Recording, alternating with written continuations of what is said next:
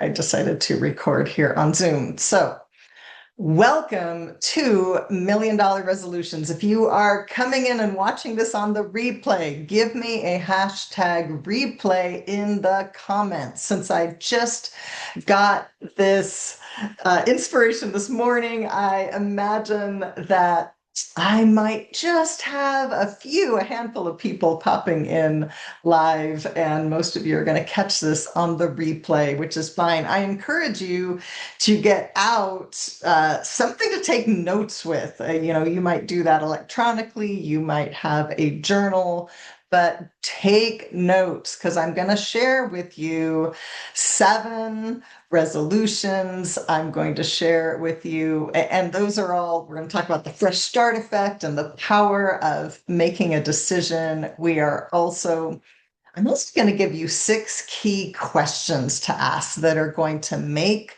those resolutions absolutely inevitable. And I'm going to share my screen here for those who are on the YouTube replay. Million Dollar Resolutions. I'm recording this today, Tuesday, January 6th. And let us begin. So, 7 resolutions that can add 6 or 7 figures to your bottom line, because the decisions you make today determine your wealth tomorrow. There is something psychologists have identified called the fresh start effect. And this happens, the prime time for this to happen is at the beginning of the year, the fresh start effect. And that's because we get this sense at the beginning of the year. We get the blank calendar, or we look forward to the year. We have the old year closing out. We get the clean slate, we get the fresh start. And so you hear people talking about new year, new me. We don't say new month, new me, new week, new me. No, we talk about the new year is that time when psychologically we feel like we get another chance. And psychologists call that the fresh start effect. And also around this time of year, especially the last maybe decade, you see resolutions getting a bad rap. Forget resolutions. Oh, nobody keeps their resolutions. Why bother? It's too hard. Most people give up by the second week in February. Screw resolutions. But I would say, let's get a fresh look at resolutions, at what they really are. And if only 9% follow through, be one of the 9%. How about that? So a resolution is a resolute decision, and decisions are absolutely powerful. Sorry, scrolling down here a little more. They are a decision, and the word decision, the word decide, comes from the same root, a similar root as words that sound pretty unfriendly, like homicide, genocide, suicide. And how they are related is the word decide, and these other words that indicate violence, obviously, is about cutting off, cutting down. We're eliminating in the word decision and the word decide. We are eliminating and cutting off all other options. We are saying, this is the thing that I am going to do. And when I make a decision, I eliminate and I cut off other options. So that is the power of a decision. It focuses us. It says, I'm doing this and not that. And so when we declare a resolution, I was going to say revolution, they could both apply. Hello, welcome to the live stream now, if you're here on Facebook. But when we declare a decision, we are eliminating other options and declaring we're going to focus on this, not that. So there are 7 decisions that could create an extra 6 figures, an extra 7 figures for your future. I don't recommend you do them all at once. You can't focus on 7 things at once. That's not making a decision. That's overwhelming yourself. But we can absolutely pick one. I'm likely maybe to be working on about 3 of these at any given time. And here's some things that I worked on last year. By the way, I'd love to know, just to get to know who's watching here, I'd love to know something you are proud of accomplishing last year. Whether it was something that was on your goal list or something you just happened to do, would love to know something you accomplished last year in 2025. Please put that in the comments in the chat for me. So 7 decisions that can create an extra $1 million for future you. Last year, I started 3. I turned my home into a furnished rental, which was a big, big, big project. It's still actually going, although I have a tenant in there right now. Yay. Um, I had to downsize, simplify, get rid of a lot of junk. I moved in with my sweetie gym. There was a lot of things to set up to do. The permit and the permission from the city, which I got, even though you don't technically need it for a rental. But it's a big, big project. I also started investing again at age 61. Now, some people might say, oh my gosh, is that too late to start investing? Hell no. I want you to know Warren Buffett built 95% of his wealth after age 65 when he qualified for Social Security. So it is not too late. And there are many stories of even working class folks, for billionaires. There are working class folks, secretaries, librarians, a janitor, hairdressers who built great wealth by investing and staying invested until their 90s. So investing has become a love of mine, but I had stopped for a bit to focus on some other things. And I actually started some new accounts, started investing again last year. And I'm continuing that and even teaching people again in an investing boot camp, which I'll tell you a little more about later, my Double-Your-Money Bootcamp. I also started some collaborations, especially with a guy named Scott McRae. Scott's been someone I've worked with on and off for years in helping him do some marketing. But, we started a more official, formal, intense collaboration this last year because he was doing things for clients in terms of doing very specific financial plans, very detailed financial plans. And also I saw the interest rates coming down and Scott was helping people with that, how to get more income out of your savings, out of money that maybe you don't want to put to risk in the stock market, but you still want a chance for gains and you want a chance for more cash flow. So let me know if you want I can send you a training that Scott and I did on guaranteed lifetime income. If you want that, just drop the word income into the comments and I'll follow up with you. Something I'm really focusing on this year and part of last year as well is monetizing my YouTube. In the next 3 months, my goal is to get to 100 subscriptions, and then maybe I'll probably spend the next 3 months getting to 4,000 watch hours. You need 4,000 watch hours in a 12-month period in order to get monetized. And there's many ways to monetize YouTube, but I'm talking about the AdSense. So that's one of the things I'm focusing on this year. I'm also, thought I had it in here, but I'm also writing or finishing writing my next book, which is, I think it's going to be called The New Retirement Paradigm. Yes, I'll be doing some more around that topic, especially next month into February. So here are the 7 key resolutions. Like I said, you do not need to do all 7. Pick one, pick 2. If you're a little crazy like me, maybe 3.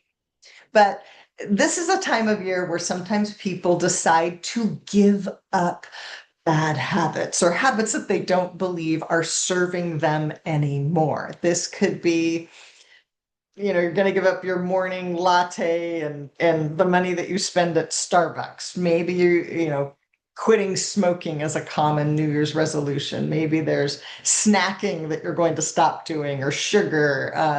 Maybe you're going to give up a happy hour drink or your second happy hour drink, or perhaps eating out. A lot of money. It's amazing the money you can spend eating out. And in 1986, my ex and I, yes, it was 86, we saved up money to take an epic 18,000-mile road trip. And we did that partially by, we just kind of stopped eating out, and we were saving like $600 a month in 86, which means we were probably, by today's standards, we were spending at least $2,000 a month by today's standards with inflation. So if you change a habit and save the difference, this doesn't even require making more money, but basically the resolution is you're going to save. You could have a dollar amount, you could have a percentage of income. Either way can work, but your resolution is to start saving, or to start saving more. If you've been saving 5%, save 10%. If you've been saving 10, can you get to 20? Or if not, can you get to 15, And so saving money, and when we change a habit, we save money on that habit that we were spending money on, and we save the difference in savings. That is huge. But savings doesn't typically get you to $1 million. It's really hard to save your way to $1 million, but we can invest our way to $1 million. I skipped over some notes here. David Bach he has a book called The Latte Factor, but the idea originally came from one of his earlier books. Might have been Smart Women Finish Rich or The Automatic Millionaire. I don't remember what the original book was, but he was teaching a seminar, and a woman in the front, as he's talking about investing and the money you can make investing. This woman, she's a young woman, like, late 20s. She's like, where am I going to get this $20 a day that you're talking about? Like, I'm just barely making ends meet. This sounds impossible. And he asked her questions and walked through her day. And yes, she gets, the coffee at the coffee shop. And yes, she gets a biscotti to go with that. And then, yes, she, does this later in the day and does that later in the day. And pretty soon they figured out where she could get her $20 a day. And he showed her how she could turn that $20 a day into like $2.3 million, just by doing your typical investment. So yes, $20 a day for 30 years, you can definitely make millions with that. I'm going to show you some numbers here in a bit if you are on the YouTubes. So the second resolution would be to invest. And whether you're investing money that you're saving, or whether you are taking a lump sum and investing that, we want to be investing the money that we have. And this could be in index funds. This could be in ETFs, which is sort of the next iteration of index funds. It could even be in mutual funds. I'm not a huge fan of mutual funds. In my boot camp on Thursday, I'll be telling people exactly why I'm not a huge fan of mutual funds. The short story is costs that you actually tend to do better. It's very hard for mutual funds to be getting the same results as something you can buy in your own portfolio very easily with less costs. So it could be in diverse assets, stock market, annuities, real estate, savings. We'll talk a little more about real estate next, but you want to be investing. And I like playing with calculators, fun with calculators. How do you get to $1 million in 25 years? If you're 61 like me, it's super impressive when we see those calculators, 40 years of investing, 45 years. Some of us maybe don't want to set, the bar out that quite that far. So 25 years, how do we get to $1 million? You can do that investing $26.45 per day, the equivalent of that, which would be $804, $805 per month, earning 10%. 10% might sound aggressive to you, but this is absolutely an S&P 500 number that we can verify over many different time periods. Depending on the time period, it might even be more than that, but I'm going to use the 10%. That gives you $1 million. And if you say to me, I can't do $805 per month. Let's start with $10 a day. Can you do $300 per month over those 25 years? You'll get to $310,000. Not bad. Who could use an extra $310,000? Heck yes. If you've got longer, maybe you aren't in your 60s, maybe you are in your 30s and your 40s, and you just take that same $300 per month, less than $10 a day, you can create $1 million in 35 years just with $10 a day. $1 million or $300 a month at 10%. And this is over a time frame of, let's see, how was this 35 years? That gives you $1 million. Be showing this to your kids if you're like, oh, it's already too late for me to have that 35-year time frame. Be showing this to your kids. Get them investing. I should do a whole class on that one of these days because that's really fun. Here's another way to get to $1 million in 20 years, just 20 years. If you can invest $46 a day, which comes out to, let's see, annual contribution, additional contribution, $13.82 a month. So this is for people who have some extra income that they can invest, $13.82 per month, 20 years, 10%, S&P 500 numbers easily. We're looking at $1 million again.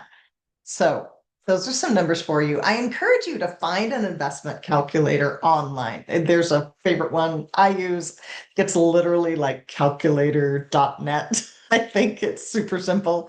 And it's really informative to start playing with these numbers. It's very motivating to see, oh, if I just invested a little more, if I just maybe earned a little more, in terms of the return, or I invested a little more, or if I invest longer. I was running the numbers, and 25 versus 35 years. No, it was 15 versus 25 years. You triple your results with that extra 10 years. It's really kind of amazing how the math works. Resolution number 3, be debt free, become debt free. And I'm really here talking about high interest credit card debt. Anything that I would say, if it's over 8%, work to get rid of it. If it's under 8%, the math is probably going to work out better for you to invest that instead of using it to pay off like maybe a car loan or a low interest mortgage.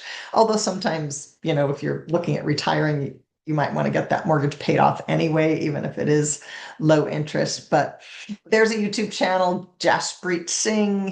I think the channel's called Minority Mindset, but he did a video a few years ago.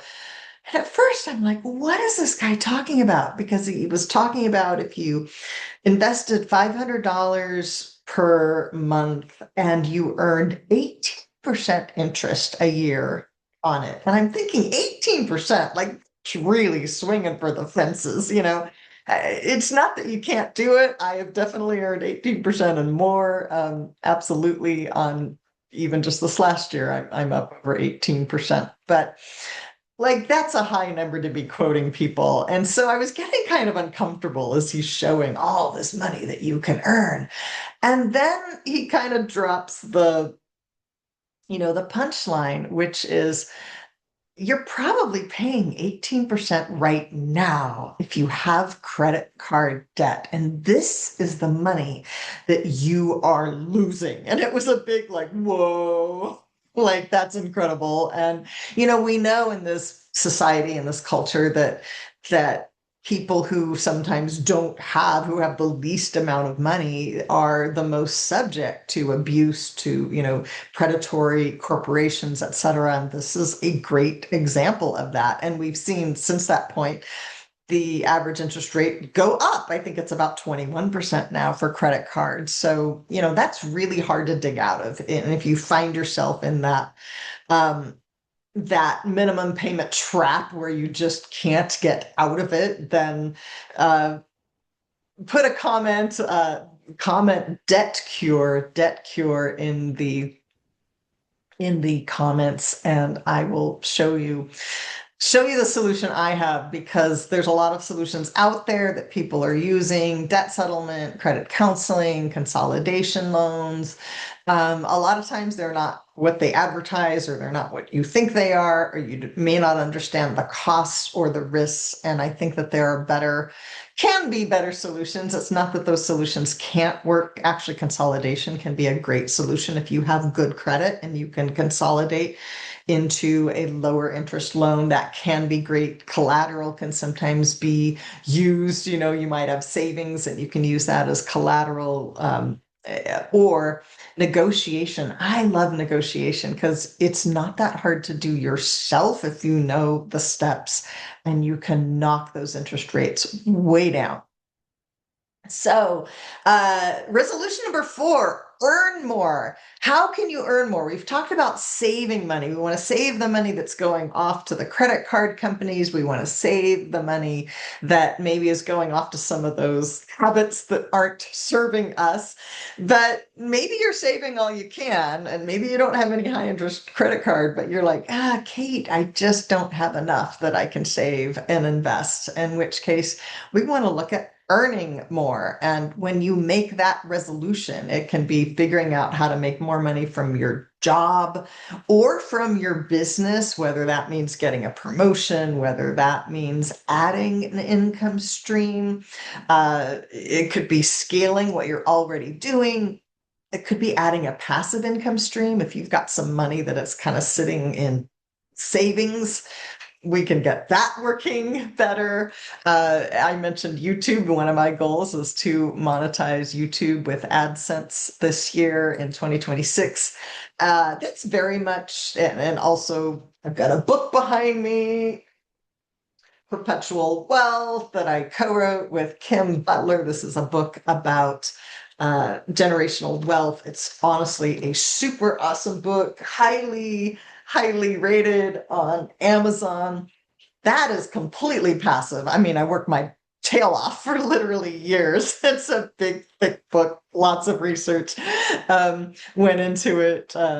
But it's totally passive now. And Kim and I both still receive royalties every quarter from that. YouTube is more, I would maybe call it semi-passive, because you do have to keep working. If you're putting up videos, putting up shorts, it is definitely work. But then your older videos start working for you. New subscribers come in, and then they're watching a video that you filmed 6 months ago, and that is perhaps earning you money. So lots of other ways to monetize YouTube, but I'm going to just leave that there. Resolution number 5, learn a skill that makes you more valuable. If you are saying to me, well, that really sounds great, but I just don't know what I could do. Like, I don't have any way to earn extra money. Chances are you need to go learn or practice a skill. It could be investing. If you want to learn investing, I just reopened the doors to my Double Your Money Bootcamp. We've already started, but I've got an opportunity for you to come in and catch up this week. Then the doors are closing, period, for this cohort. But investing is a skill, sales is a skill, marketing is a skill. I've done marketing for many years, especially for financial professionals, but AI changed the game. You can't do the same things or put out the same output that you were doing 5 years ago. It just doesn't work. AI has disrupted a lot of industries, businesses, jobs. Certainly writing is one of them, marketing, absolutely. So learning AI skills might be something. Or taking a hobby and turning it into an income stream. This is always brilliant. Something that you already do, that you already know about, that you already enjoy, and making that into an income stream. If you have any kids, grandkids, nieces, nephews, babies, or children of any age, and you want to get some amazing crocheted, booties and hats or other blankets for them. I have a friend, Lori, who does that. Crocheting is her hobby, and she has turned that into a little income stream. Oh, she also makes cat cubbies. They are so incredibly cute, little cat homes. So let me know if you want some crochet stuff. I know the person. I have a different Lori friend, two Loris spelled differently, who I'm going to talk about in this next. Resolution number 6 is to thrive. This is transforming your health habits. Of course, beginning of the year, a lot of people are making resolutions. I'm going to lose that 10 pounds, that 20 pounds. I'm going to start exercising. I'm going to do yoga. I'm going to lift weights. I'm going to hike. I'm gonna hike around Mount Rainier, which my boyfriend did last year. So it's pretty intense backpacking around Mount Rainier. I think was that 8 days? I think it was.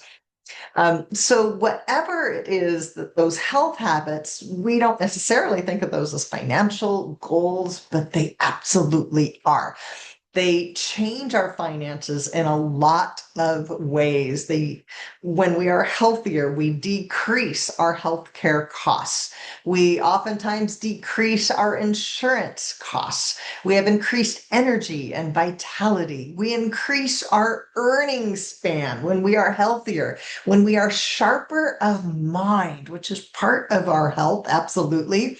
Then we increase our earning span, the years that we have the energy and the desire to work. And maybe that's not a traditional job, but maybe it's something else. Again, could be something that's fun, could be something that doesn't look at all like a job, but we can keep contributing and receiving in return. This is a resolution. Health is a resolution that pays dividends. And I love to highlight my friend, my client, Lori Ballou.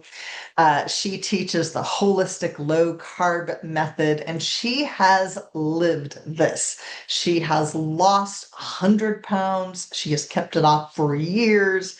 She's like double certified. I always get it kind of wrong of what exactly she is. She's like a functional nutrition diagnostic professional. I didn't quite get that right, but she'll forgive me. And for her 60th birthday, and this is someone who, at 50, in her 40s, she was sedentary, she was overweight, she was in pain. And for her 60th birthday, she hiked the Grand Canyon. Hello.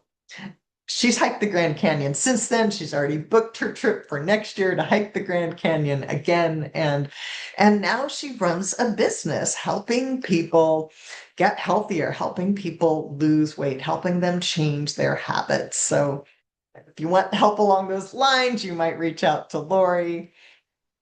And number 7, resolution number 7, again, any of these could make $1 million difference for you. Number 7 is to buy a house, or if you already have a home, think about buying an investment home, buying another home. The net worth difference between owners and renters is a factor of, this is 2023 and 2025 numbers, that it's a 39 to a 43 times difference. you're basically 40 times wealthier if you buy a home. Now, you might say to me, but Kate, chicken versus the egg, which came first? You've got to be wealthy before you can buy a house. And Lord knows it's harder to buy a house now than it has been in the past. But these are not necessarily wealthy people who start off. Yes, it was easier when I bought a home because the prices were cheaper, but I got in on an adjustable FHA loan, 3.5% down. My mom helped me out, helped us out. We squeezed our way into this home moved off of the waterfront Seattle neighborhood into a much more affordable neighborhood. And several years later, I was selling that home, and I remember getting a check for $109,000. That was the escrow check of the equity when I sold it. And it was like, wow, this is definitely the largest check I've ever received. That's cool. How do I get more of these checks? Real estate is one fantastic way. It honestly is a great way to save money. Now, you've got to make sure that you don't get yourself in a situation where those payments are really hard to meet. But there are ways to do it. There are ways to do it creatively. Just to give you some more specific numbers here, homeowners median net worth, $390,000 to $430,000 median net worth. Renters, $10,000 to $10,400 median net worth. So that's the huge difference. I just saw one of my Facebook friends, Dina, an artist who is, I'm quite sure, in her 60s. I think she confessed that. She just bought a house with a partner, an old world charmer on half an acre in Oregon. It's got a second kitchen, mother-in-law potential. They bought it creatively, leased to own. It had been on the market for a while, needs some TLC. She is so thrilled, and she's been a renter for a long time. This is a huge, huge move. Generally, when you purchase a home, like maybe for the next 10 years, especially for the first 5 years, you're going to be shelling out more money. There's no question about it. But there is a crossover point at which, if you know people that they've owned their home for 25, 30, 35 years, it's paid off, or maybe they've got an old mortgage that they're getting ready to pay off. Like, their payments are like, what? How could you be purchasing this home for $800 a month? That seems crazy. You can't rent. You can't rent for $800 a month in this neighborhood. Maybe it would cost you $1,400 to. I'm actually talking kind of loosely talking about the home that I'm in right now, which is not mine, not my mortgage, but that's probably pretty true. So there's a crossover point at which you start saving money every month because if you bought in with a fixed rate, eventually you're going to see the rents go higher than your mortgage payment. And then this is not an eight thing, but you want to persist. When you make that decision, if it's a resolution, you want to make a resolute decision. You are unmoved in that decision. Be one of the 9% who follows through on your resolution. Would love for you, if you are following along, tell me maybe one of those categories, or it could be something else. What is your $1 million resolution? I want to know, what's your $1 million resolution? What is something one or maybe a couple of things that you are going to focus on this year? And I just gave you 7 there: save, invest, be debt free, earn, learn, thriving in your health, buying a home. Those are big decisions that they might not look that big in the short term, but in the long term, you can see any of those decisions literally save you or put an extra easily 6 or 7 figures into your pocket. As I said, with buying a home, I had that extra 6 figures in my pocket like 3 years later, or 5 years, because I rented it for a little while. A little sip of water there. And let's look at, this is my MAPS formula. Usually I walk people through it a step at a time. No, I'm just going to show it to you right now because this is what I'm drawing off of mindset, action, plan, support. This is really the framework, the foundation of a lot of my coaching work. Because usually when there's a breakdown, it's in one of these categories. And I'm going to give you 6 questions that come from that framework. Or somewhere down here, 6 questions. Here we go. And in your notes, and would love for you to be sharing these as well in the comments. Yes, you get extra credit if you do. First question, what resolution are you making? I just asked you that. What is it that you're deciding to create, to impact, to accomplish? What is your decision? What dream or decision is important enough for you to eliminate other options and focus on that? Question number 2, what belief or beliefs will be required to fulfill your resolution? Perhaps what belief must you let go of? Our beliefs filter the reality about what is possible for us. Here we go. We'll give you my face rather than the screen here for a little while. It could be the belief that it's possible. It could be the belief that it matters, the belief that it's not too late. These are key core beliefs that will be required for you to fulfill your resolution, to get to your goals, to make that progress towards that $1 million. That is question number 2. Question number 3, what identity must you take on? Ask yourself, who must I be to fulfill on my resolution, to fulfill on my decision? Who you become in the process may be more important than the goal itself.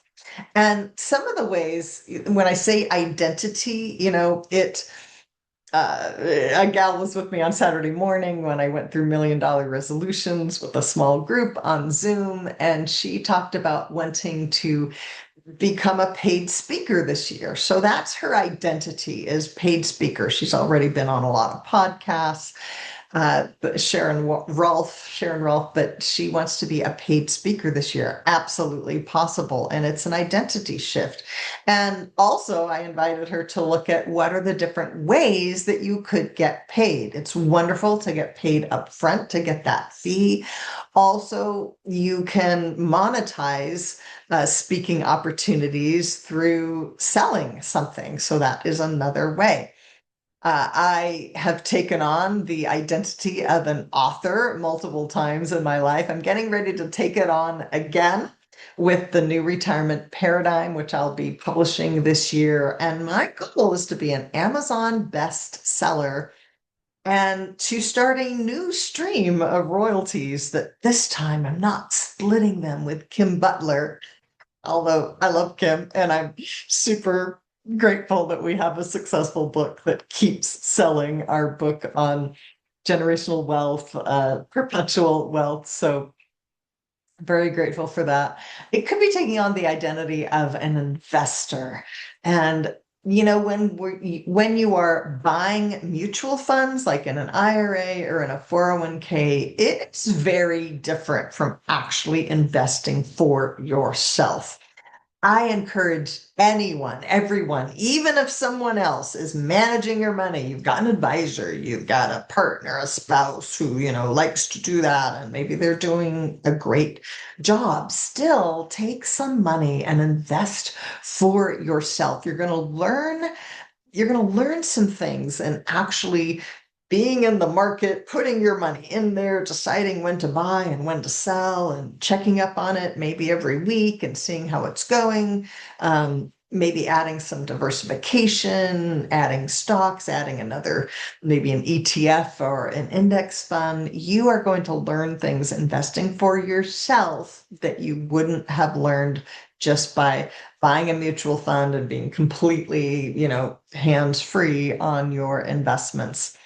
Maybe you want to take on the identity of being a kick-ass salesperson or an expert marketer or something else, a business owner. Maybe that's a new identity for you. And believe me, when I transitioned out of many years of waiting tables to becoming a restaurant owner in, oh gosh, what year did that happen in? In the 90s. In the 90s, 94 is probably when that happened, 94 and 95. It was I still kind of felt like a wait person for a long time. And my ex was a cook, he was a chef, and it took us a while to really start thinking like a business owner. It is a shift and a really important shift. Question number 4, key question number 4, what habits or actions will make my resolution inevitable? And just to tie actions and identity together, I love what James Clear says, that every action you take is a vote for the kind of person you want to be.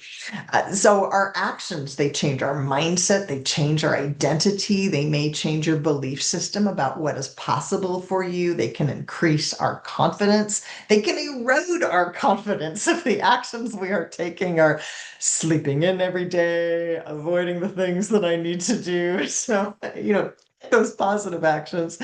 And you will see how that resolution becomes inevitable when you take those actions. You keep taking them. You don't stop taking them. You become consistent. You become unstoppable. And that goal becomes inevitable. So for me, I talked about, I want to get monetized on YouTube this year, that posting a weekly video, that would be my ideal. I may be more like 2 to 3 videos per month. I think that's, the longer form. And I try to post a daily short from a recent long form video. I don't do it every day, but I do it a lot of days, and it absolutely makes a difference. It could be for you taking a class, hiring a mentor, practicing daily on the thing that you want to do, that you want to get better at, or that you want to monetize. But when you identify, and don't identify like 13 actions or habits, that's going to be too overwhelming.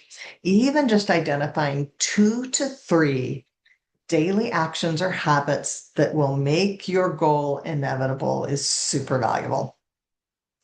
Okay, number 5, the key question number 5, what strategy are you pursuing to fulfill your resolution? This is different from actions or habits. That can be pretty simple, like I'm going to make these phone calls, I'm going to send an email, I'm going to, film a video. But the strategy is usually a little more complex. If you are a business owner, you've got maybe a personal financial plan and a business plan, or a business marketing and sales plan. They are going to be different. And the strategies can change, but you need a strategy to give you the action steps. And strategies do change with AI. And these days, the world seems to be changing faster and faster. So you may be discovering that the strategy that worked before is not a strategy that is working now. So sometimes we've got to pivot and notice that I need to try a new strategy or get a new mentor and figure out that strategy.